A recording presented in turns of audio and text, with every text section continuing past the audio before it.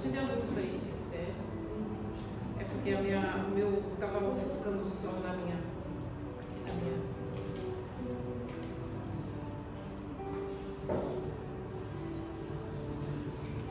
Amém, queridos? Pode se sentar. Vamos à palavra de hoje. Então, a palavra de hoje é Ele ressuscitou. Glória a Deus. E aquilo que eu falei no início, quando nós abrimos o culto, eu gostaria que você refletisse, fizesse uma auto-reflexão sobre a ressurreição. Que a ressurreição na sua vida não seja só um evento anual. Todos os anos a gente celebra a Páscoa, todos os anos a gente ouve falar que Ele ressuscitou. Eu queria que nesse momento você estivesse muito atento nas palavras que Jesus vai falar. Nós vamos meditar sobre o texto de João 20, que conta essa passagem, e principalmente na vida de Maria Madalena, que ela diz: levaram o meu Senhor. Então eu queria que você entendesse o poder da ressurreição na sua vida, o poder da ressurreição na humanidade, o poder da ressurreição na igreja de Cristo. Sim, Ele me salvou sua vida, nos redimiu dos pecados. Sim, mas por que isso? E o que isso muda a minha vida? Qual o significado da minha vida de viver a ressurreição, de viver a redenção, o perdão dos meus pecados? Onde que isso me leva?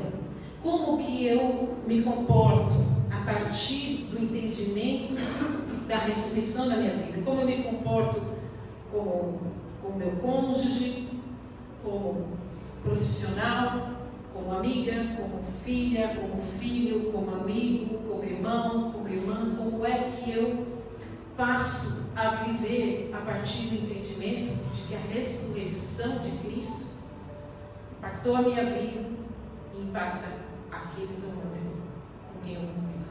Amém? Então vamos colocar o Evangelho de João, capítulo 20, a partir do verso 1.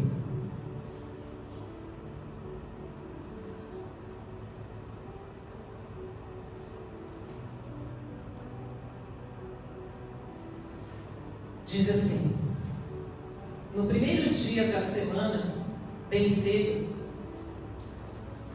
veja só que interessante, primeiro dia da semana é o domingo. Nós cristãos celebramos o nosso culto no domingo, porque o Senhor ressuscitou no primeiro dia da semana. Ele é o primeiro em tudo. Glória a Deus. Amém? Ele é a nossa primícia. Ele deve ser celebrado todos os dias. Mas Ele é o primeiro. No primeiro dia da semana, bem cedo, enquanto ainda estava escuro, Maria Madalena foi ao túmulo e viu que a pedra da entrada tinha sido removida. Correu e encontrou Simão Pedro e o outro discípulo, aquele a quem Jesus... A gente sempre fala aqui na IAR de João, né? Eu gosto muito de João, porque João viveu coisas extraordinárias. Foi o único que ficou até o fim da cruz, foi o único que viu todo o evento, não deixou Jesus Cristo, porque ele tinha certeza que Jesus o... Quando você tem certeza do amor de Jesus, você vive coisas extraordinárias porque você não teme. E você entende que você pertence a Ele, que Ele jamais te deixa, jamais abandona. Assim era João. Ele entendeu esse amor. Ele creu neste amor. Ele viveu a partir deste amor, e que você creia assim também, que você entenda assim também que você é especial e tem um valor para Jesus.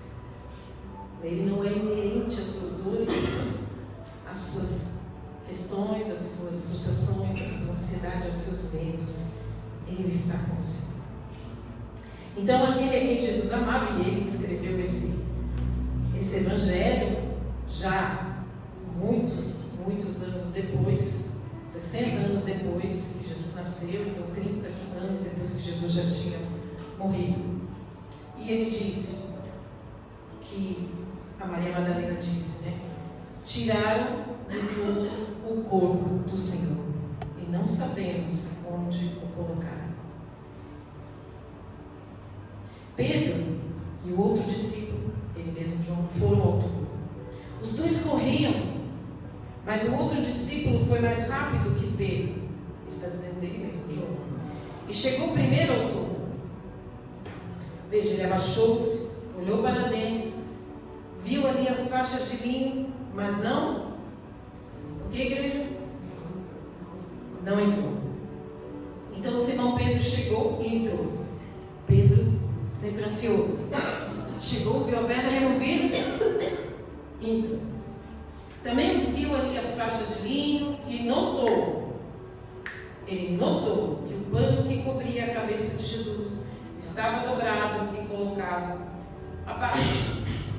O discípulo que havia chegado primeiro ao túmulo, aí ele entrou. Também entrou, viu e creu. João creu. João viu com outros olhos.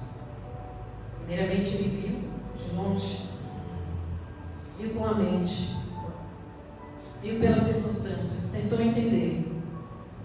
E ele entrou. Viu tudo. Lembrou. E creu. Trouxe a memória. Tudo que ele viveu. Trouxe o Espírito. Todas as coisas que Jesus falou. E creu. O único relato de que imediatamente viu o túmulo aberto, vazio, e creu foi João.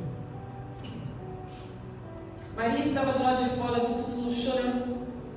Abaixou-se, olhou para dentro, viu 2 anjos vestidos de branco sentados à cabeceira, um e o outro aos pés do lugar onde tinha estado o corpo de Jesus.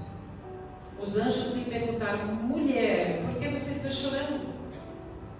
Ela respondeu: porque levaram meu Senhor e não sei onde colocar. Até aqui por enquanto. Amém? Senhor, obrigado por essa palavra. Senhor, fala conosco, nos abençoa e nos conduz. Usa a minha vida em nome de Jesus. Nós podemos imaginar então o impacto primeiro da morte de Jesus. Os discípulos caminharam com ele durante 3 anos, muito próximos, deixaram suas casas, deixaram seus trabalhos, deixaram tudo e passaram a caminhar. Jesus os discipulou, Jesus os ensinou. O discipulado é isso, é caminhar junto todos os dias, como nós fazemos com o corpo de Cristo. É todos os dias aprendermos uns com os outros, com as qualidades e defeitos uns dos outros. Igreja é isso, em todas as igrejas nós vamos encontrar pessoas difíceis e pessoas fáceis de conviver, amém? E isso é maravilhoso, porque todos nós estamos sendo discipulados, todos nós estamos sendo trabalhados, transformados pelo poderoso poder do Espírito Santo de Deus que está em nós. E é por isso que nós podemos ser transformados hoje, por conta da ressurreição, por conta que Ele veio habitar em nós. E que semana extraordinária eles viveram. Uma semana atípica dos acontecimentos que tiveram desde um domingo antes, uma semana antes, que eles viveram coisas também extraordinárias, em que Jesus trouxe a mensagem de que era necessário ele ir para Jerusalém, para que ele fosse entregue às autoridades e morresse. Mas eles ouviram e não se atentaram no mundo. E nós somos assim, queridos. Eu e você somos assim. Jesus fala conosco. Nós vemos sinais na nação brasileira, nós vemos sinais nas nações do mundo, nós vemos sinais na nossa casa, nós vemos sinais nos nossos relacionamentos, de coisas que Jesus está dizendo que vão acontecer, para que a gente se atente a algumas coisas, para que a gente olhe, para que a gente se prepare, para que a gente saiba que Ele está trabalhando, está cuidando, mesmo que a coisa seja assustadora, Em meio ao caos, Ele continua trabalhando, Ele continua construindo, Ele continua restaurando. Mas nós não nos atentamos. A gente fala, não, eu não quero ver isso. Não, eu não quero pensar nisso. Não, eu não quero viver isso. E a gente tem esse costume de deixar para lá coisas que a gente vê, coisas que o Espírito mostra. E Jesus falou de várias formas para eles. Que Ele ia morrer, que era necessário. E que Ele veio para morrer. Mas eles não registraram. Não quiseram registrar. O que é isso no nosso coração? O que é isso no meu e no seu coração? Que vê as coisas, mas não tem coragem de enfrentar. Não tem coragem de aceitar. Não tem coragem de confrontar. E nós simplesmente nos retiramos e deixamos procrastinando para depois. Domingo passado, antes da ressurreição de Cristo, inicia-se com a entrada triunfal de Jesus em Jerusalém. Ele disse que precisava ir a Jerusalém, foram com eles. E então tem a entrada triunfal num jumentinho. Jesus entra em Jerusalém montado no jumento, como tinha a profecia de que ele iria entrar. Todos o adoram como rei, Hosana nas alturas, bendito é o que vem em nome do Senhor. As pessoas colocavam ramos de palmeiras, colocaram as suas túnicas sobre o jumentinho. Ele sentou no jumentinho, entrou humildemente, mas sendo adorado. Você pode imaginar essa cena, essa primeira semana, essa última semana que ele viveu, iniciando no domingo com uma consagração maravilhosa, o quanto eles deviam estar felizes. Uau, Jesus é o rei. Uau, Jesus vai sentar no trono. Uau, Jesus vai pôr por terra todos esses romanos horrorosos. Vai ser incrível. É assim que eles estavam pensando. Que Jesus ia pegar a sua espada e ia derrotar todos os romanos, todo esse sistema. E nós vamos sentar. Nós vamos ver como que isso depois foi discutido na ceia. Então eles estavam com alegria esfuziante. Domingo de Ramos. Uau! E então Jesus fica ali adorado, como estava previsto na profecia. Jesus vai para Betânia descansar. E na segunda-feira ele levanta de Betânia, fica na casa de Lázaro, Maria e Marta, que vocês conhecem a história. Aí ele levanta com os discípulos, vamos a Jerusalém. E no caminho ele tem fome na segunda-feira. No caminho ele tem fome e ele vê uma linda figueira. E essa figueira tinha muitas folhas e essa figueira estava linda. Imagina alguém que tem fome, olha para a figueira e fala, vamos lá comer os figos. Ele chega na figueira e a figueira não tem um figo sequer. Ela só tinha aparência de figueira. E o Senhor Jesus então a amaldiçoou. Os discípulos ficam aterrorizados. Aquela figueira representou e representa Israel. Aquela figueira representa a igreja. Nós vamos ser reconhecidos pelos nossos frutos, frutos de caráter transformado de Jesus Cristo. Não é frutos que nós vamos ter bens, ou que nós vamos ter dinheiro, ou porque muitas pessoas acham assim, Lígia, mas a pessoa está muito bem de vida, a pessoa está conquistando muitas coisas, a igreja está muito grande, a igreja tem muito dinheiro, está abarrotada, ela é próspera, não é? Então Jesus está no negócio? Não. Pode ser que não, pode ser que sim. As aparências enganam. Nem tudo que reluz é ouro. Nem tudo que parece próspero, Jesus está no negócio. Somente Jesus sabe qual é a igreja dele verdadeira. Eu não digo igreja nome, igreja placa, igreja pessoas. Porque em todas as igrejas nós temos o joio, nós temos o trigo. Somente Jesus sabe quem é a verdadeira igreja dele, aquele que tem o coração para ele. Aquele que pegou a cruz também e caminhou com ele e renunciou muitas coisas da carne para viver o melhor de Deus. Porque quando Deus escolhe algumas coisas para nós renunciarmos, para nós como o Beto falou, eu pensei que eu fosse jogar futebol, eu pensei que fosse fazer isso, eu pensei que fosse fazer aquilo. Nós fazemos planos, mas a resposta certa vem do Senhor. Porque Deus tem um propósito melhor muitas vezes. E hoje ele se encontra feliz. Ele tem as marcas da cruz dele na perna. Ele tem marcas no corpo de que ele sofreu. Ele tem marcas para dizer, apesar disso, eu encontrei a felicidade plena. E é muitas vezes isso, Deus nos pede algumas renúncias, nos marca de algumas formas, mas é onde nós encontramos a plenitude da alegria de viver, o propósito de viver. Sem propósito nós não encontramos a plenitude de alegria, de paz para vivermos. Nós vivemos uma vida completamente inútil, sem significado. Amém? Amém. Então, é isso que aconteceu com o Beto. E o Senhor estava dizendo que a figueira, então, tinha sido amaldiçoada porque ela não tinha frutos, porque ela não tinha transformação de gerar. Nós geramos para o outro. Uma árvore nunca dá um fruto para si própria. Nós não comemos o nosso próprio fruto. O fruto sempre é para o próximo. E há tantas pessoas hoje, tão egocêntricas, tão egoístas, que só querem viver dos seus prazeres, das suas vontades, e não querem gerar nada para o outro.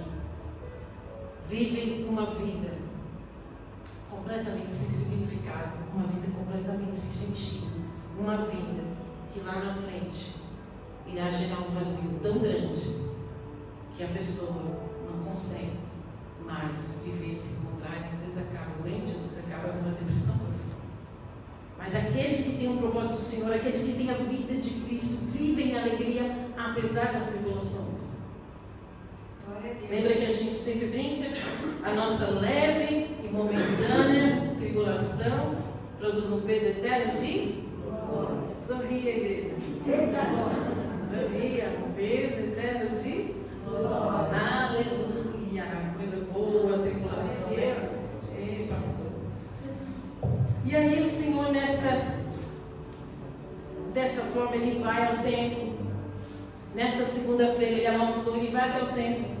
Ele chega no templo e ele quebra tudo. Quebra as mesas, quebra os utensílios de venda, porque ali havia muita corrupção. Ali as pessoas estavam fazendo comércio com a fé, ganhando dinheiro com a fé. Nós sabemos que isso é muito atual. Amém? E ali o Senhor expulsa os vendilhões do templo. E imediatamente o que ele faz?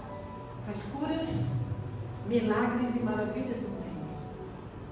Pensa comigo aqui na segunda-feira, o Senhor, domingo adorado, na segunda-feira ele vai amaldiçoar a figueira. Ele entra no templo dizendo, olha, a casa de meu pai é casa de oração. O que ele estava dizendo? Eu estou purificando o templo que vai vir, que é eu e você e a igreja dele, que nós somos o templo. Ele queria tirar tudo que era corrupção, tudo que era pecado, tudo que era maldição sobre nós para purificar o nosso templo, dizendo, eu estarei em vocês e a minha casa é casa de oração. Eu e vocês somos casa de oração. Eu e vocês somos santificados, purificados pela vida de Cristo em nós, pela vida do Espírito Santo em nós. Você entende a responsabilidade que você tem? Amém. De que a ressurreição fez com que você se tornasse casa de oração, que você se tornasse um lugar onde o Senhor quer santificar e purificar. Amém? Amém. Então ele faz isso, e ali dizendo, fazendo curas, milagres e maravilhas, que é o que ele disse, vocês farão curas, milagres, maravilhas, obras maiores do que eu fiz. Então ele estava prefigurando a obra da redenção, que estaria para acontecer ali, purificando o templo e dando o poder do Espírito Santo, empoderando a sua igreja, eu e você, para vivermos coisas extraordinárias. Amém? Glória a Deus. Reflita quão importante é a obra de Deus na sua vida, na minha vida. quando eles voltam para Betânia para descansar na noitinha, depois desse dia maravilhoso, que ele purifica o templo, eles passam pela figueira, e a figueira está seca. Eles, uau, a figueira, figueira seca. Na terça-feira, nós vemos ele falando da viúva pobre, que dá a maior oferta, dizendo aos fariseus, ela deu tudo o que ela tinha, porque ela entendeu que adorando ao Senhor com tudo que ela tinha, com tudo que ela era, ela tinha tudo dele. Ela entendeu, e os fariseus não. E o Senhor então segue e faz o sermão escatológico, dizendo para todos, olha, vão ver tempos difíceis, virão tempos de guerra, virão terremotos, virão coisas abomináveis, e o templo não vai ficar pedra sobre pedra. O Senhor Jesus estava falando sim da queda do templo, que os romanos iriam destruir o templo físico seria destruído, e era necessário que ele fosse destruído, porque nós hoje somos o templo. Ele estava dizendo, vocês vão ouvir rumores de guerra, mas ainda não é o fim, vocês vão ouvir de terremotos, mas ainda não é o fim, vocês vão ouvir coisas horrorosas, mas ainda não é o fim. O fim virá. Mas é necessário que eu vá às autoridades em Roma, que seja entregue. E eles não, mais uma vez, atiram. Mais uma vez, eles dizem, tudo bem, porque eles estão com Jesus. Eles tinham a confiança porque eles viam Jesus, porque eles tocavam em Jesus, porque eles comiam com Jesus. E porque nós hoje que não vemos, não cremos. Jesus está aqui. Da mesma forma nós comemos com Ele, nós ceiamos com Ele, nós bebemos com Ele, nós dormimos com Ele, nós acordamos com Ele. Por que você não crê de que Ele está agindo em teu favor? Bem-aventurados que não viram, mas creram. Glória a Deus. Você crê? Amém. Você consegue entender isso? Não há o que você temer. Olhe para a ressurreição do que Ele fez por você. A ressurreição é a concordância do Pai de que o sacrifício dele foi aceito. O Espírito Santo só levantou Jesus daquele túmulo porque o sacrifício dele de sangue, de corpo, foi aceito na cruz. E o perdão dos nossos pecados, meu e seus, foram perdoados. Não existe mais. Por conta disso, foi possível a ressurreição. Na quarta-feira, Jesus em Betânia, entra Maria, irmã de Marta, irmã de Lázaro. Ela entra com um vaso de alabastro, derrama sobre Jesus. Todos ficaram escandalizados, porque o vaso de alabastro tinha o valor de 1 ano de salário. Não sei qual é o seu salário, que você ganha mensal. Imagine, seja R$1.000, R$12.000, era um vaso de alabastro. Ela derrama sobre ele. Muitos ficaram indignados. Por que ficaram indignados? Porque muitas pessoas dão mais valor ao dinheiro do que aquela entrega de que ela deu tudo a Ele para adorá-lo. Porque ela estava prefigurando o sepultamento de Jesus. E Jesus relata isso. Ela entendeu sobre o meu sepultamento. E então, aqueles que diziam hipocritamente, olha, poderia ter dado aos pobres esse valor, poderia ter feito tantas obras de caridade, poderia isso, poderia aquilo. E quantas vezes nós medimos a nossa adoração, medimos o que a gente vai fazer para Jesus, temos medo de faltar. Mas ela derramou aquele vaso de alabastro e aquele perfume encheu a casa. Você pode imaginar o perfume daquele lugar.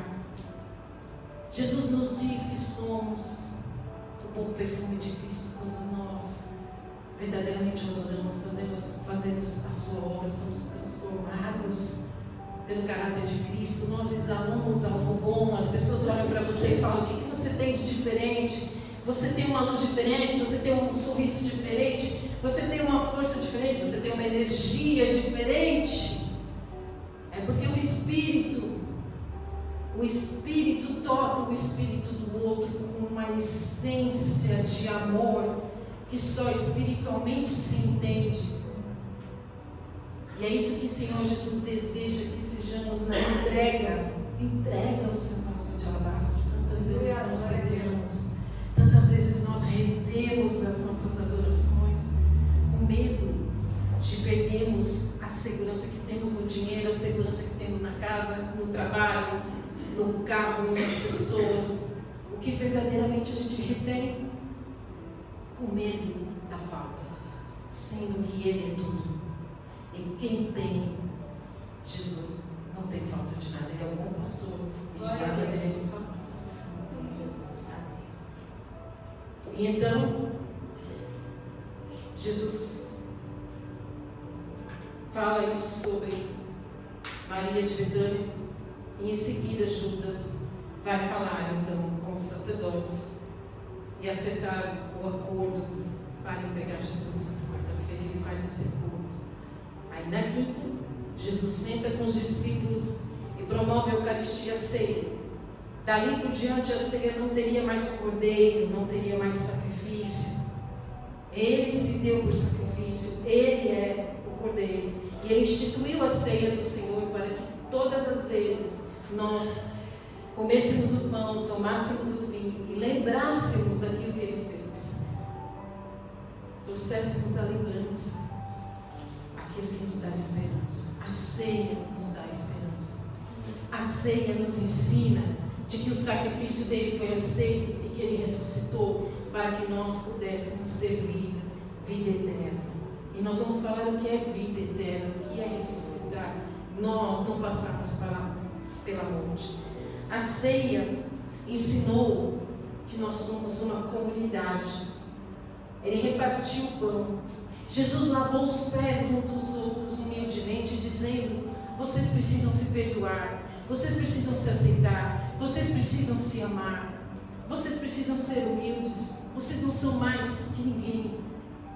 O que você tem de bom o outro não tem, mas o que você não tem de bom o outro tem. Nós precisamos um dos outros para crescermos, para vencermos esse mundo que é completamente abominável para o Senhor. A Páscoa é um tempo que nós refletimos sobre a morte de Cristo, que sofreu a dor, que sofreu as trevas por mim e por você, que era dada a mim e você, e Ele ressuscitou. E nesse tempo de Páscoa você vê tantas atrocidades nesse mundo, as pessoas nem aí para a Páscoa, as pessoas embaladas. Quem foi acordado pelo navio? As pessoas embaladas, um navio 3 dias de balada, dia e noite, balada. O mundo é completamente abominável ao Senhor. É muito contrastante você estar refletindo entre a cruz e a ressurreição, um sábado de silêncio, onde o Senhor se colocou na morte, se colocou no Hades, se colocou no Sheol e o mundo falando de Páscoa, de ressurreição, mensagens e mais mensagens na internet sobre a Páscoa, sem sentido. Quantas pessoas enviaram para você uma figurinha? Muitos com sentido, outros sem sentido, simplesmente por mandar por educação. Feliz Páscoa.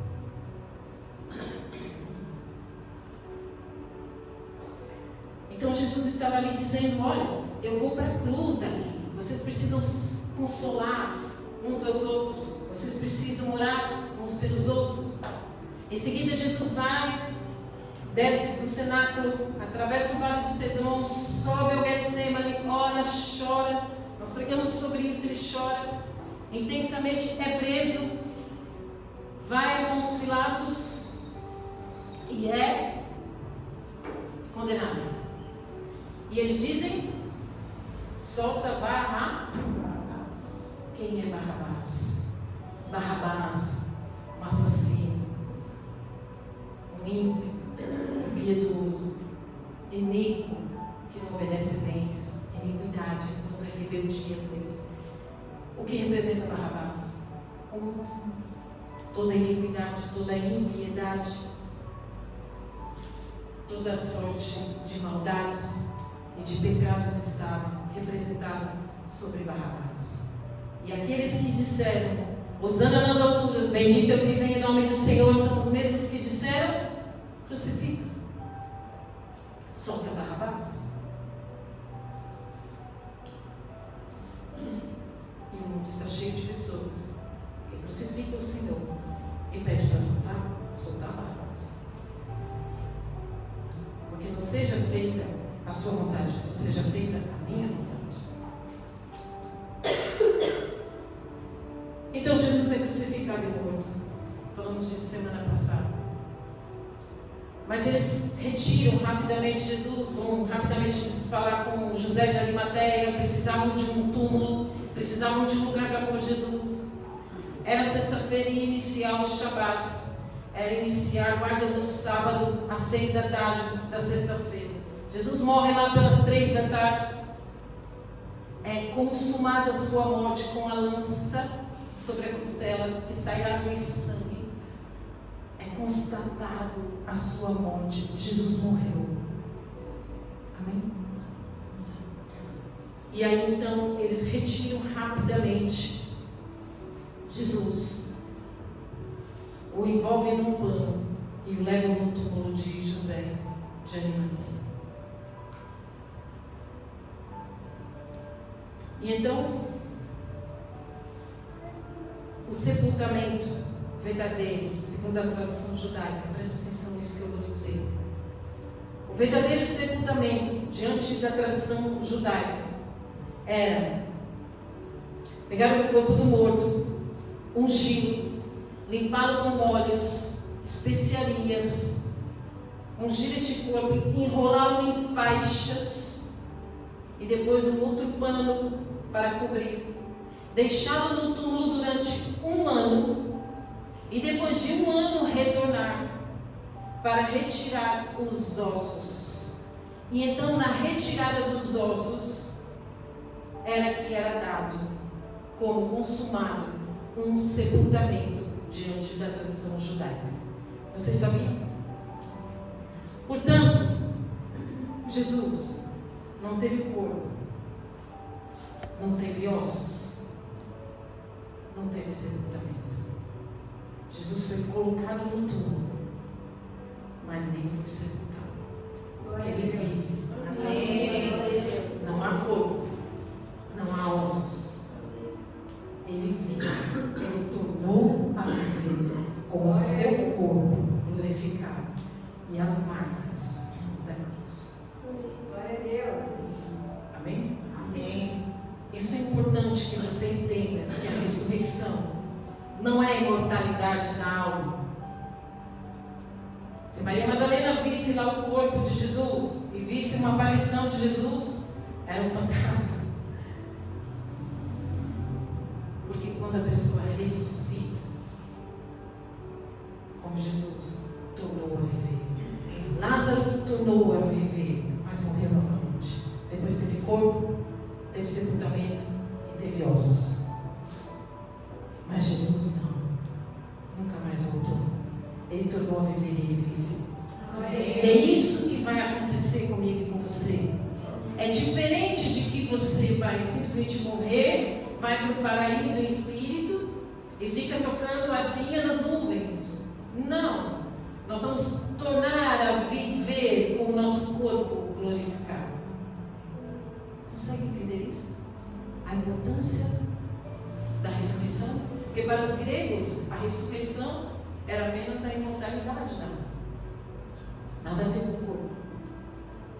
Mas por isso que naquela época, Maria Madalena se assustou. Aonde puseram meu Senhor? Porque para ela era inconcebível a ressurreição.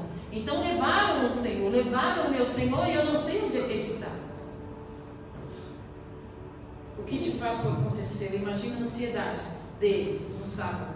Um sábado de silêncio. Um sábado que eles não estavam entendendo entre a cruz e a ressurreição. Eles estavam tristes, perdidos sem a presença de Jesus. Eles não entendiam que Jesus estaria ali presente novamente. Eles estavam desesperados. E Maria Madalena ansiosa para fazer o sepultamento segundo a tradição judaica. O túmulo de Jesus estava extremamente vigiado. Ali estavam os guardas mais importantes da guarda romana, de confiança de Pilatos. E então, quando de repente a pedra abriu, e eles ficaram aterrorizados. Aterrorizados. Alguém que morreu verdadeiramente. Jesus bradou. Em Lucas 23, 46 diz assim: Pai, nas tuas mãos entrego o meu espírito. Tendo dito isso, ele expirou. Ele entregou nas mãos do Pai o espírito dele. A morte foi verdadeira. A morte foi substitutiva no meu lugar e no seu lugar. Em Atos 2:27 diz assim: Porque tu não me abandonarás no sepulcro, nem permitirás que o teu santo sofra decomposição. É Pedro lembrando o Salmo 116. Pedro pregando para todos, que todos entendessem que a morte de Jesus não sofreria decomposição dos ossos, nem decomposição da carne. Então Jesus desceu à realidade da morte, não para ser vencido, mas para vencer. Ele passou por onde nós jamais passaríamos ou venceríamos sozinhos. Portanto, hoje eu e você não precisamos temer a morte. As pessoas, quando falam comigo, as pessoas mais velhas, muitas amigas minhas, dizem: eu tenho medo da morte. Não é concebível um cristão ter medo da morte. Quando você entende o que foi feito, quando você entende o que Jesus fez por você. Ele foi no Sheol e no Hades. O que é Sheol e Hades, Lígia? É o lugar dos mortos? É o inferno? Não. É o lugar onde estavam os mortos. Ele morreu. Verdadeiramente ele morreu. Ele foi para aquele lugar para que eu e você não precisássemos ir. Em Efésios 4:9 diz assim, que ele desceu às regiões mais baixas da terra. O Hades e o Sheol. E aquele que desceu é também o mesmo que subiu muito acima de todos os céus, para preencher todas as coisas. Da mesma forma que ele desceu, ficou no sábado ali, morreu, ele também subiu e levou o cativo no cativeiro, levou aqueles que estavam em cativeiro do passado, mas que eram salvos, e ele levou com ele para sentar junto ao Pai nas regiões celestiais. Então, verdadeiramente, ele morreu por mim e por você. Essa morte, nós não viveremos. Esse lugar onde ele foi de trevas, de morte, nós não passaremos. Aleluia! Amém. Nós, imediatamente, como ladrão da cruz, disse: ainda hoje estarás comigo no... Então, quando nós fecharmos os nossos olhos e o nosso corpo padecer e morrer, nós imediatamente encontraremos o nosso Senhor Jesus. Amém. Amém. Aplauda o Senhor.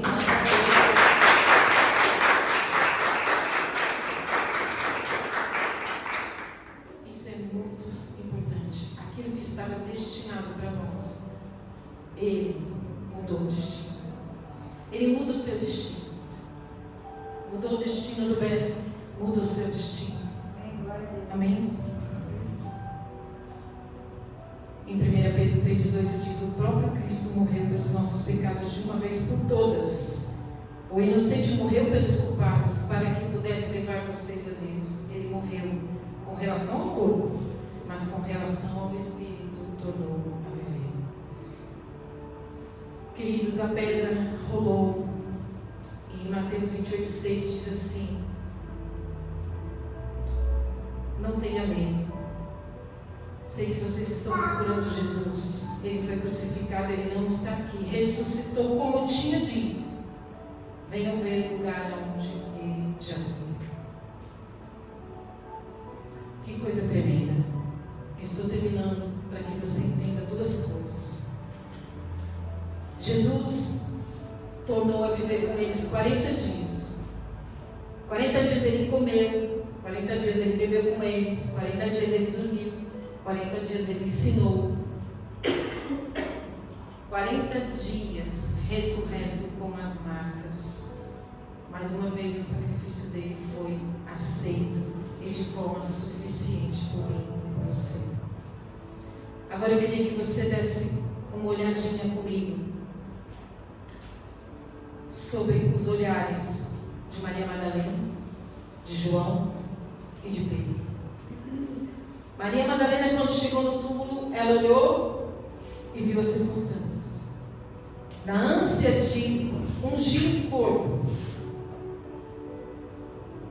ela não viu aquilo que Jesus havia dito.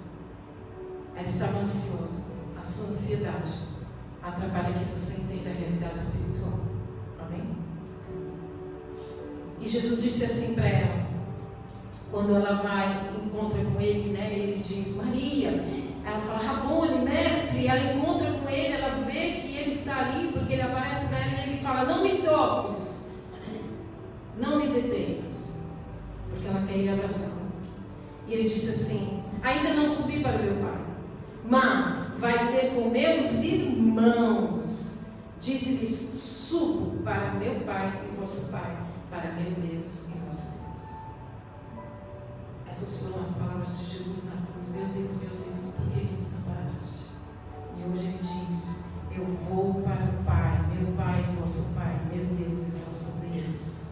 Ele estava dizendo, agora nós nos tornamos irmãos, nós somos comunidade, vocês pertencem à família, vocês foram reconciliados com o Pai, meu Pai, teu Pai, nosso Pai. O pão é nosso, o Pai é nosso, o reino é nosso, porque Ele ressuscitou. Então, veja que coisa tremenda, Jesus dizendo, não olhe só para a ressurreição, só como a vida eterna, mas como comunidade do que eu fiz. Eu fiz com que vocês se tornassem família novamente, reconciliadas com Deus, perdido na guerra. João chegou, viu superficialmente e observou espiritualmente. Pedro entrou rapidamente ansioso, não viu nada a não ser o pano do lado que representava que Jesus voltaria. Mas João creu. João acompanhou todo o processo da cruz. João ficou junto, viu Jesus dizer, Deus meu, por que me abandonaste? Nas tuas mãos entrego o meu espírito. Viu a lança, viu o centurião dizendo, verdadeiramente este era um homem de Deus. Ele viu Jesus ser tirado morto, ser colocado no túmulo. Jesus foi completamente ali, tirado de uma forma rápida, e João acompanhou. João entendeu que nada poderia afastar dele o amor de Deus. Ele não temeu ficar perto de Jesus na morte. Ele não temeu que viessem contra ele. Ele não temeu nada, porque ele entendeu o amor de Deus. E eu e você precisamos entender este amor. O olhar de Maria Madalena ansioso, o olhar de Pedro ansioso, não conseguiu ver aquilo que Jesus verdadeiramente tinha de propósito na vida deles. Eles temeram, ficaram sem direção. João viu e João creu. Mais uma vez eu falo para você que é diferente morrer e simplesmente ter algo eterno. Não, nós vamos ter uma vida com sentido na eternidade. Todas as coisas aqui são transitórias e passageiras. E a sua vida tem algo muito importante para que você cumpra, para que você possa entender o propósito que Deus tem para você na eternidade. A eternidade não é uma coisa efêmera que nós vamos ficar sem fazer nada. Nós vamos trabalhar, nós vamos viver, nós vamos nos relacionar. Existe algo de extraordinário na eternidade. E aqui nós não temos nada de extraordinário, a não ser simplesmente cumprirmos o propósito de Deus, de testemunharmos a vida dele. Amém? Amém. Glória a Deus. E aqui, o quanto a ressurreição para você deixa de ser só história. A ressurreição precisa deixar de ser na sua vida história, celebração, feriado, ovo, coelho. A ressurreição precisa fazer parte da sua vida. Amém? Amém. E Jesus disse assim, quando entrou no cenáculo depois da ressurreição: a paz seja convosco. E Tomé estava fora nesse dia. Depois ele voltou e disse: eu só iria acreditar se Jesus mostrasse para mim as marcas do corpo. Dali a pouco eles estão no cenáculo e Jesus volta e diz: a paz seja convosco. Tomé, aqui está as marcas. Glória a Deus. E Tomé diz: Deus meu e Senhor meu. Tomé presta um culto a Jesus Cristo. Tomé, do maior incrédulo, tem um encontro com Jesus verdadeiro. João creu porque entendeu o amor, mas Tomé creu porque viu as marcas. Glória a Deus. E Jesus disse: bem-aventurado aquele que não viu, mas creu. Sou eu e você que precisamos ser bem-aventurados. Não precisarmos ver simplesmente para agir. Não, eu quero que Deus responda. Eu quero que Deus me mostre. Eu quero que Deus fale claramente. Deus às vezes não vai falar claramente. Ele só quer que você obedeça a palavra. Glória a Deus. Ele só quer que você caminhe. Ele quer que você continue crendo, que você continue acreditando no amor dele e faça a sua parte. Porque ele não precisa ficar mostrando para você o tempo todo. Ele quer que você carregue a cruz, crendo que essas renúncias são importantes para você. Daquilo que ele pediu para você deixar, deixe. Aquilo que ele pediu para você perdoar, perdoe e deixe. Aquilo que você precisa renunciar, renuncie. Não fique querendo entender todas as coisas. Porque eles estavam assim, os discípulos querendo entender por que ele morreu, e agora o que vai acontecer, não era para ser assim, e por que ele está sendo assim, e tantas vezes a gente fica, por quê, porque simplesmente cumpra o seu propósito pela fé, como Tomé, como João. Tomé, quando viu as marcas, simplesmente passou a ser um adorador, um celebrador da vida de Cristo, não mais um incrédulo. Senhor meu e Deus meu. Uau! É simplesmente você crer de que você é importante para Deus, de que Ele morreu por você, de que você tem um valor imensurável, de que Ele foi até as profundezas da morte pela sua vida, de que Ele entende as suas dores, que Ele entende os seus momentos difíceis, que Ele entende as suas fraquezas e que em todos esses momentos Ele está com você, em todos esses momentos Ele está lutando para que você supere, renuncie e viva um propósito melhor do que você pensou e imaginou. Por que você não crê? Por que você não tem esse olhar de confiança? Por que você desconfia? Eu quero ver as marcas, eu quero ver Jesus, eu quero ler na palavra, eu quero um profeta que venha falar comigo, eu quero alguém que fale, eu quero ouvir no rádio, eu quero ouvir na TV, eu quero ouvir no YouTube. Eu preciso de que Jesus responda para mim. Por que você precisa tanto dessa resposta? Se você já sabe o que Deus espera de você. Fé. Fé no amor dele. Fé no amor de que há coisas que você pode renunciar que não vão te fazer falta. Que os seus pecados eram terríveis. Quantos os pecados desse que você não gosta, dessa pessoa que você não gosta, os seus pecados também são horríveis quanto os do outro. Que ele precisou ir aonde? Então a gente só precisa dizer: está entregue, está entregue. Eu perdoo, Senhor meu e Deus meu, Senhor meu e Deus meu, que me libertou de tudo que era ruim na minha vida e me deu um propósito, me deu um sentido, me deu um significado, me deu saúde, me deu trabalho, me deu sabedoria, me deu condição de prosperar, me deu um lugar para morar, me deu um lugar para viver, me deu família para comunhar, ter comunhão. Uau! Será que você pode ter a alegria dessa ressurreição? E você pode ter misericórdia daqueles que estão indo verdadeiramente para o inferno? É de que nós somos privilegiados? Amém? Então que você celebre essa Páscoa hoje, não como simplesmente uma história, não simplesmente Jesus histórico que morreu na cruz, simplesmente colocar lá na rede social uma cruz, ele ressuscitou. Não, verdadeiramente ele vive por mim e pela igreja e pela minha família e por todos. E assim como o ladrão da cruz, nós podemos hoje. Sabemos que nós não vamos temer a morte mais. Não tema a morte nunca mais. Não tenha medo da morte. Não tenha medo daquilo que morre na sua vida. Às vezes morre o trabalho, às vezes morre o casamento, às vezes morre o relacionamento, às vezes morre aonde você mora. Deus tem vida. Deus tem vida. Deus sempre tem vida melhor do que você pensa. Fique de pé.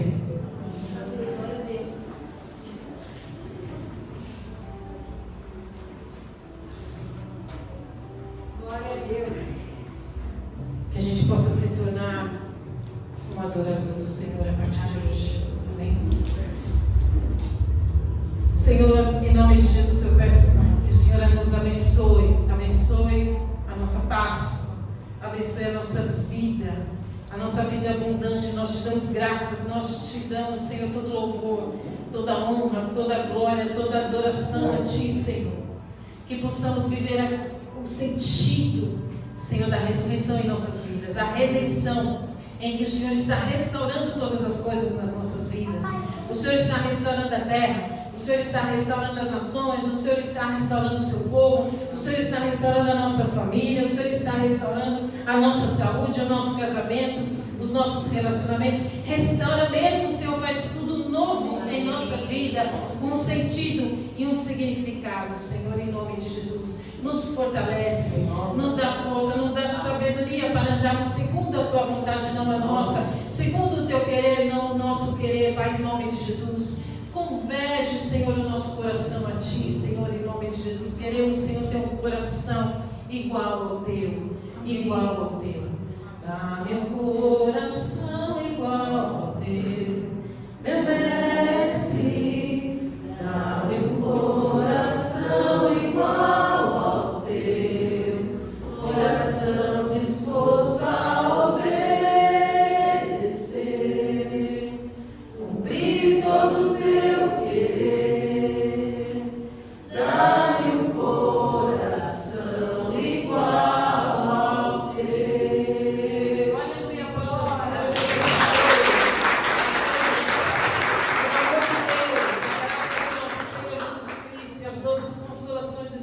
Estejam com todos e todos digam amém.